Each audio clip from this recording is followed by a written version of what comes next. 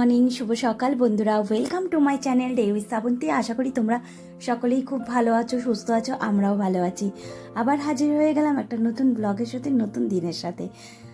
I hope এই ব্লগটা তোমাদের ভালো লাগবে। এখন সকাল ওই 8:30 বাজতে যায়। আর দেখো আজকে কিন্তু তাড়াতাড়ি করে ভাতটা করেছি, ভাবছি আজকে একটু ভাত ভাজা খাবো। তা মেয়ে কবে থেকে বলছে ভাত ভাজা করো, তা এখন তো কলেজে ও টিফিন নিয়ে যায় না, আর কলেজ যেহেতু ছুটি রয়েছে তার জন্য কিন্তু আমি ভাবলাম যে তাহলে আজকে টিফিনটা ওর সাথেই সেরে নেই। তাই যে ভাত ভাজা করলাম, ফুলকপি আলু গাজর দিয়ে। ওইদিকে তো ভাত ভাজা হয়ে মেয়েকে তো টিফিনটা দিয়ে দিলাম, আর আমিও কিন্তু টিফিনটা খেয়ে নিয়েছি। খাওয়ার পর এই যে ঘরে যে সমস্ত টুকিটাকি জিনিসগুলো রয়েছে সেগুলোকে একটু ঝেড়ে পুছে পরিষ্কার করে নিলে না, তাহলে দেখবে প্রত্যেক দিনের জিনিসটা অত ঝাড়পোছ করতে হয় লাগে না। আর আমার নিচের ঘরে না ধুলোটা একটু কম হয় ওপরের থেকে। ওপরে ঘরে একটু ধুলোটা যেহেতু বেশি হয়, আর শীতকাল বলেই কিন্তু ধুলোটা একটু কম হবে। কেন বলো তো, জানলা ফাল্লাতে তো সব দেওয়া থাকে, আর গরমকালে তো সমস্ত কিছু খোলা থাকে, তার জন্য কিন্তু ধুলোটা বেশি ঢোকে। আমরা কিছু সাধারণ নিয়ম যদি মেনে চলি, আমাদের ঘর সংসার সবসময় কিন্তু পরিপাটি সুন্দরভাবে গোছানো থাকে, তাই না? দেখো এদিকে ছোট ছোট দুটো গাছ এনে দিয়েছিল আমার ছোট কাকা শ্বশুর, তা সেই গাছগুলোকে কিন্তু আমি ফ্রিজের উপর রেখেছি, আর জলও দিচ্ছি। দেখা যাক কতটা কী, কারণ আমি ঠিক মতো কেউ হয়তো গাছের পরিষেবা করতে পারি না। তা দেখছি তো ভালোই রয়েছে। আর এদিকে দেখো রান্নাবান্না করবো বলে সমস্ত সবজি কেটে নিলাম। আর কি বলো তো, গলাটা খুসখুস করছে, আর ওই যে শ্বশুরমশাইয়ের যে জ্বর হয়েছে, তার জ্বরটা একটু কমেছে, তা সে এখন ভালো আছে। তাই ভাবলাম যে জ্বরের মুখে একটু উচ্ছে ভেজে দিলে তাহলে কিন্তু ভালো লাগে খেতে। তা আমারও একটু ইচ্ছা হচ্ছে উচ্ছেটা খাই, তার জন্যে কিন্তু উচ্ছেটা একটু ভালো করে কেটে নিলাম। আর আমার শ্বশুরমশাইয়ের সামনে যদি দাঁড়িয়ে থাকি না, তাহলে কিন্তু উনি খাবেন, নাহলে কিন্তু উচ্ছেগুলো ফেলে দেবে। অনেক জিনিস ছিল যে উনি খেত না, কিন্তু আমার আসার পর কিন্তু অনেক জিনিস রান্না করে দিলে সে খেয়ে নেয়। আমার যেহেতু তোমরা জানো যে আমার নিজের শ্বশুর শাশুড়ি কিন্তু নেই, আমার এই কাকা শ্বশুর কাকি শাশুড়ি এদেরকে নিয়ে আমি থাকি। আগে তো এক হাঁড়ি ছিল, কিন্তু তারপরে আস্তে আস্তে সব আড়ি আলাদা হয়ে গেছে।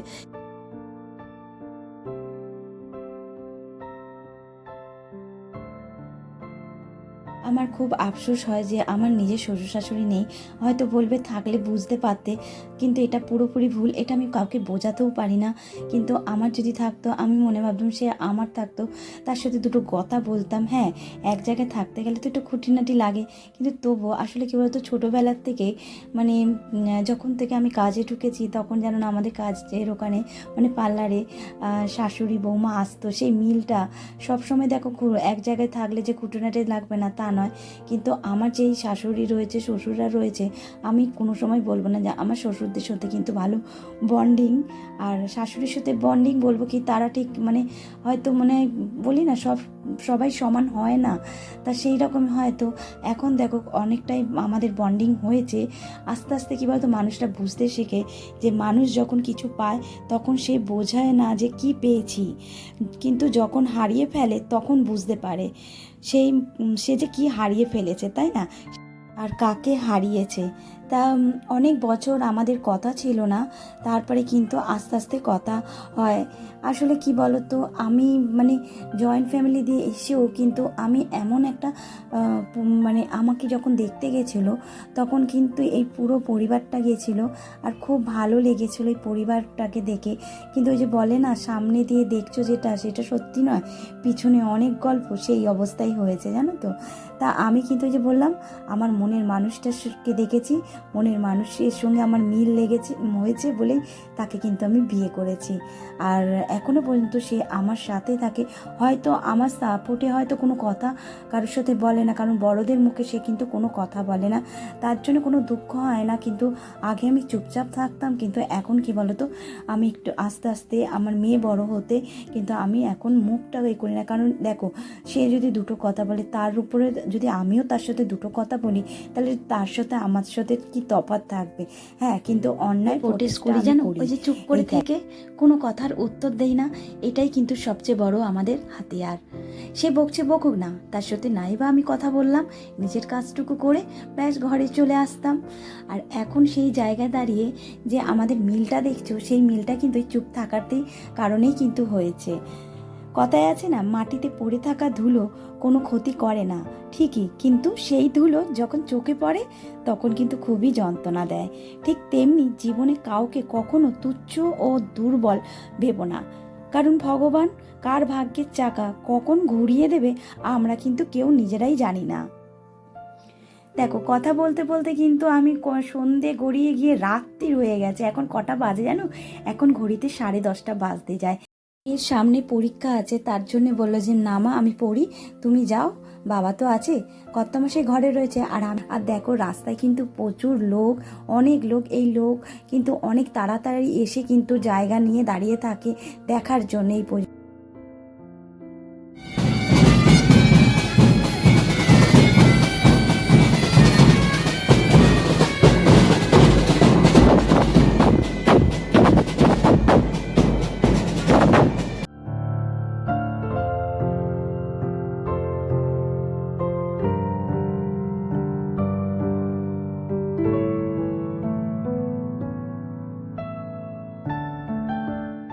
যেই কথাটা না বললেই এই ভিডিওটা আমার অসম্পূর্ণ থেকে যাবে। আমার যে সকল পুরনো বন্ধুরা আছো, প্রথম থেকে সাথে আছো, পাশে আছো, তোমাদেরকে অনেক অনেক ভালোবাসা। এইভাবেই আমার পাশে থেকো। আজকে যদি কোনো নতুন বন্ধু প্রথমবার আমার ব্লগ দেখছো, ব্লগের কোনো অংশ যদি তোমাদের ভালো লাগে অবশ্যই লাইক কমেন্ট করে, তোমরা যদি চাও আমি পরিবারের একটা মিষ্টি সদস্য হয়ে যেতে পারো। তার জন্য তোমাদেরকে সাবস্ক্রাইব করতে হবে, আর পাশে যে বেল আইকনটা ওটা একটু টুং করে বাজিয়ে দিও। আমি নতুন ভিডিও চালে সঙ্গে সঙ্গে তোমাদের কাছে নোটিফিকেশন পৌঁছে যাবে।